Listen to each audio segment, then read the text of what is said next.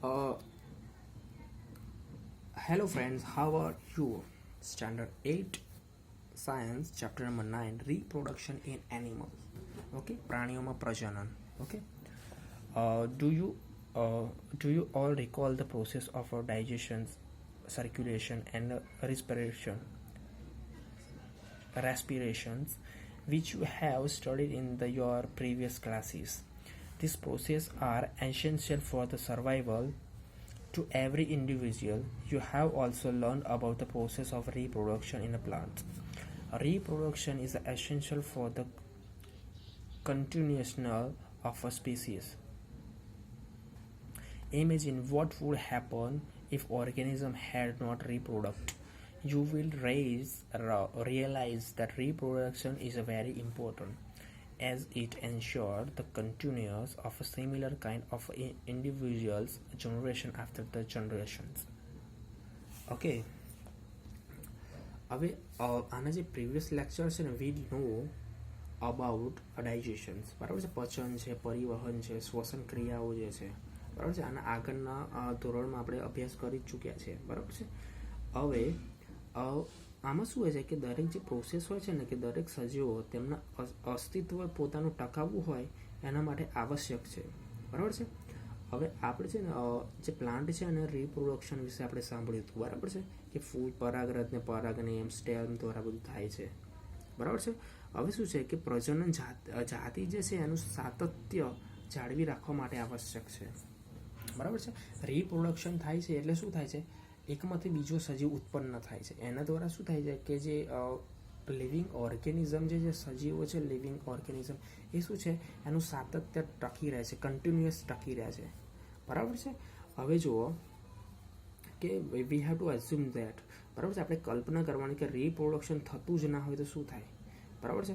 આપણે મરી જતા હોય અને કોઈ પણ સજીવ છે, બરાબર છે, એક જ સજીવને પકડી લો, ધારો કે કોઈ પણ છે હેન છે, બરાબર છે, એ હેન રિપ્રોડક્શન કરતી જ નથી એટલે ઈંડા મૂકતી જ નથી તો શું થશે, હેન મરી જશે એટલે બીજું કોઈ પેદા જ નથી થવાનું, બરાબર. ઈંડા હોય તો ઈંડા તૂટીને બીજા નવા ઉત્પન્ન થાય છે, એનો વધારો થાય છે, પણ એવું થાય જ નહીં તો શું થાય કે એક સમય એવો આવશે કે આપણને મરઘી જોવા જ નહીં મળે અને આપણી પાછલી પડીને તો ખબર જ નહીં પડે કે મરઘી જેવું કંઈક હતું, જે રીતે ડાયનાસોર, બરાબર છે.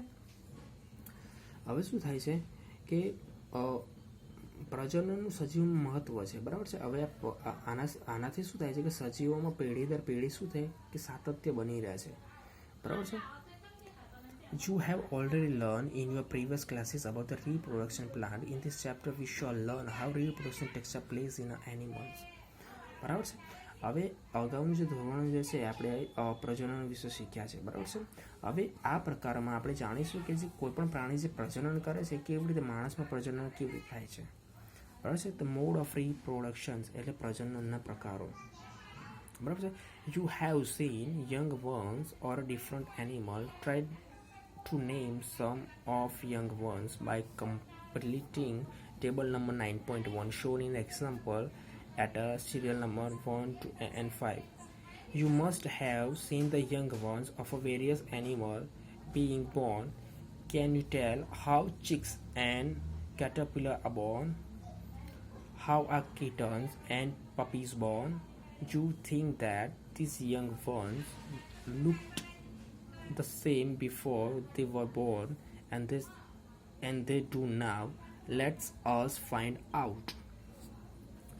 ઓકે, હવે શું છે કે શું તમે છે પ્રાણીઓને બચ્ચા જોયા છે, કોઈ પણ પ્રાણીઓ આપણે બચ્ચું તો જોવું જ હોય, બરાબર છે. હવે જે 9.1 છે એમાં આપણે કેટલાક નામ આપેલા છે, બરાબર છે, એનું આપણે બચ્ચા શું કહેવાય છે આપણે લખવાનું છે, બરાબર છે. હવે જુઓ કે વિવિધ પ્રાણીઓના બચ્ચાઓ જન્મ થતા જોવાય છે, બરાબર છે. હવે મરઘીનું બચ્ચું છે, ઈયળ જે છે એ કયા પ્રકારે જન્મ લે છે, બરાબર છે. હવે જે બચ્ચું છે ગલુડિયું છે, બરાબર છે. શું તમે વિચારો છો કે જન્મ પહેલાં આ સજીવો એવા જ દેખાતા હતા કે અત્યારે દેખાય છે, બરાબર. ચાલો જાણકારી મેળવીએ, બરાબર. જે નાનું પપીઝ હોય છે જન્મ્યું હોય ત્યારે કેવું હોય અને મોટું કૂતરું થઈ જાય ત્યારે કેવું હોય છે, એમનો કેટલો ચેન્જ આવે છે, બરાબર છે. હવે જુઓ just in a plant there were two by which animal reproduction, the sexual reproduction and asexual અસેક્સ્યુઅલ રિપ્રોડક્શન્સ. બરાબર છે. હવે શું છે કે લિંગી પ્રજનન અને અલિંગી પ્રજનન. બરાબર છે. હવે એક્ટિવિટી આ છે આપણે જોવો છે. એનિમલ છે બેબી કહે છે, કેટનું કિટન કહે છે, ડોગનું પપ્પી કહે છે, બટરફ્લાયનું કેટરપિલર કહીએ છે, કાઉનું ક્યુબ કહે છે, ફ્રોગનું ટેડપોલ કહીએ છીએ. બરાબર છે. આ this are the name of a young ones of a different kind of animals. બરાબર છે. સેક્સ્યુઅલ રિપ્રોડક્શન્સ એટલે લિંગી પ્રજનન. બરાબર છે.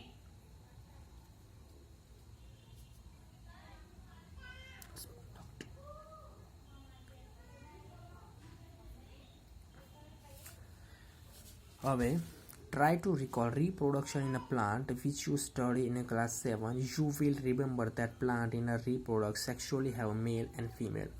Reproductive part, can you name this part? In animal also male and female have different reproductive part or organs like a plant, and reproductive part in animals also produce gametes that fuse from a rhizogote. It is a rhizogote which develop into new individual. The type of reproduction beginning from the fusion male and female germs is called sexual reproductions. Okay, તો હવે શું કરીએ કે લિંગી પ્રજનન કરતી વનસ્પતિઓમાં નર અને માદાના જે ભાગો આવેલા હોય છે. બરાબર છે. હવે આ જે ભાગનું નામ છે એને આપણે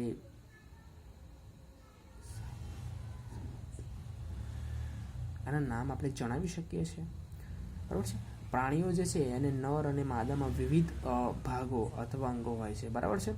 હવે વનસ્પતિની જેમ પ્રાણીઓ નર તેમજ માદા જન્યુ જોડાણથી ઝાયગોટ યુગ્મજન બને છે. બરાબર. આ યુગ્મજનો જો વિકાસ થઈને નવો એક સજીવ બને છે. હવે આવા એક પ્રકારનું પ્રજનન જેમાં નર અને માદાના જન્યુઓ જોડાણથી થતું હોય એને સેક્સ્યુઅલ રિપ્રોડક્શન કહેવામાં આવે છે. બરાબર છે. મેલ રિપ્રોડક્ટિવ ઓર્ગન્સ એટલે પ્રજનન અંગ કહેવાય માણસનું. બરાબર છે. The male reproductive organs include a pair of two testes, singular testes, two sperm duct and a penis. Okay, તો this is the figure. બરાબર છે. હવે શું છે નર પ્રજનન અંગોમાં એક જોડ શુક્રપિંડ, આ જે ટેસ્ટિસ છે આ એક જોડ છે, આ બરાબર આ શુક્રપિંડની જોડ છે એ હોય છે. પછી શું હોય છે સ્પર્મ ડક્ટ હોય છે. એટલે જે સ્પર્મ ડક્ટ છે એટલે શુક્રવાહિની, આ શું છે શુક્રવાહિની, અહીંયાથી સ્પર્મ જાય છે. બરાબર છે. હવે જુઓ to sperm duct and penis. બરાબર છે. The testis produce the male gametes called sperms. બરાબર છે. અહીંયા શું થાય છે આ ટેસ્ટિસ છે આપણે શું કરે છે સ્પર્મ પેદા કરે છે. બરાબર છે. હવે શું કે આ શુક્રપિંડ જે નર કોષો છે એમાં શુક્રકોષો આપણે સ્પર્મ પેદા કરે છે. બરાબર છે.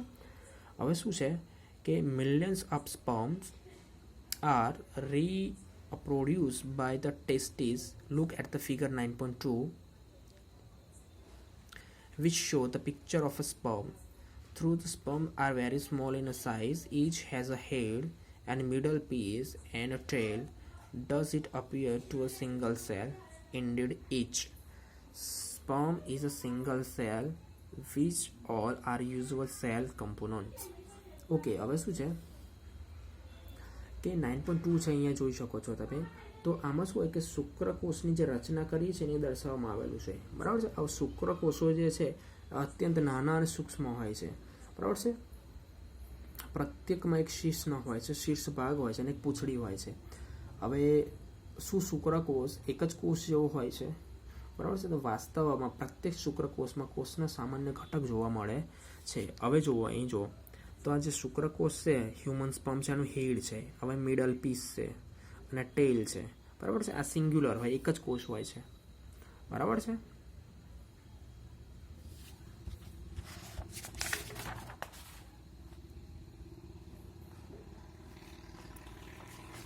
હવે જુઓ ફિમેલ રિપ્રોડક્ટિવ ઓર્ગન્સ. બરાબર છે. Female reproductive organ are pair of oviduct, fallopian tubes and uterus. Okay, બરાબર છે. હવે શું છે, તો જે માદા પ્રજનન અંગ જે આપણે વાત કરીએ છીએ એમાં એક જોડ અંડપિંડ હોય છે, બરાબર છે. ઓવિયરી કે છે ને, ઓવિયરીસ, બરાબર છે. આ ઓવિયરી છે ને આ ઓવિયરી છે, બરાબર છે. મેલમાં શું હોય છે, ટેસ્ટિસ હોય છે, બરાબર છે. આમાં ઓવિયરી હોય છે.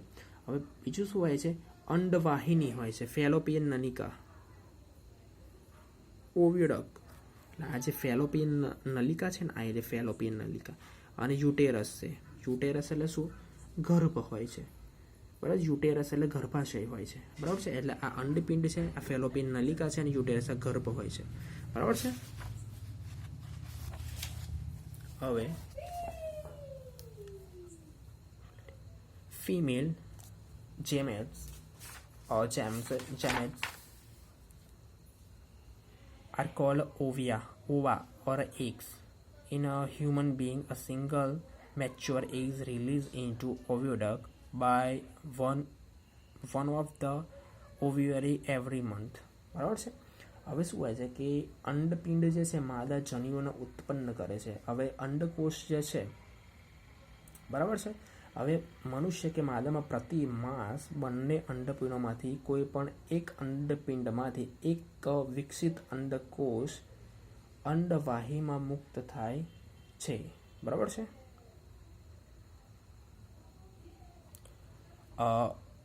A part where development of a baby take a place, like a sperm, an egg or also single cell. બરાબર છે. હવે ગર્ભાશયનો એક ભાગ છે જેમાં શિશુનો વિકાસ કરવા માટે શુક્રકોષની જેમ અંડકોષ પણ એક જ ભાગ છે. હવે આ શું અંડકોષ છે, હ્યુમન ઓવિયમ છે, બરાબર. એટલે માનવ અંડકોષ છે, એનું ન્યુક્લિયસ છે, બરાબર છે. હવે જોઈ શકો છો, તો અહીંયા શું છે, તો ઓવિયોડક હતું, ઓવિયર એટલે યુટેરસ હતું. આ યુટેરસ એટલે આપણે ગર્ભાશય કહીએ છીએ, ઓવિયોડક એટલે ફેલોપિયન નલિકા, અને ઓવિયરી. અહીંયા શું થાય છે કે અહીંયાથી અંડપિંડમાંથી અંડકોષ રિલીઝ થાય છે. અહીંયા આમાંથી થાય કાં તો આમાંથી થાય, બરાબર છે. જ્યારે રિલીઝ થાય છે ત્યારે અહીંયા આવતો રહે છે, અહીંયા, બરાબર છે. હવે ગર્ભાશયમાં જ્યારે એને સ્પર્મ મળે છે અહીંયા, ત્યારે શું થાય છે, એને ફર્ટિલાઇઝરની પ્રક્રિયા થાય છે, બરાબર છે. અને જે બેબી થાય છે એ ફેલોપિયન આ જે ગર્ભાશય યુટેરસ છે ને એમાં થાય છે, બરાબર છે.